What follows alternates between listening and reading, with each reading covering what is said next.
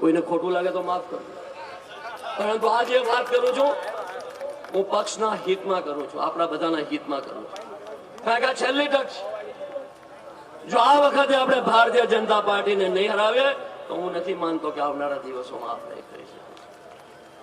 અને એ કામ તમારે બધાએ કરવાનું છે. અને એટલા માટે જ હું કહું છું કે આ સંમેલનનું જે કંઈક મહત્વ છે એ માત્ર અભિયાન અથવા તો ઝુંબેશની સાથે સાથે 8 મહિના પછી જે કંઈક ઇલેક્શન આવવાનું છે, 10 મહિના પછી, એની તૈયારી અત્યારથી જ કરવાની છે. ભૂલી જાઓ કોણ ઇલેક્શન લડવાનું છે, કોણ નથી લડવાનું, કોને ટિકિટ મળવાની છે, કોને ટિકિટ નથી મળવાની. આપણા બધાના અસ્તિત્વનો સવાલ છે.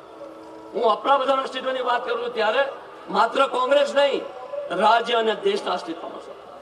ગુજરાતમાં કોંગ્રેસ સત્તા ઉપર આવે એ ખૂબ જ જરૂરી છે, કારણ કે ગુજરાતના નામે આજે ઘણું બધું ચાલે છે. અને ગુજરાતના નામે તો ત્યાં લોકો દિલ્હી સુધી પહોંચી ગયા નથી. દેશની જે હાલત થઈ રહી છે આપણે સારી રીતે જાણીએ છીએ.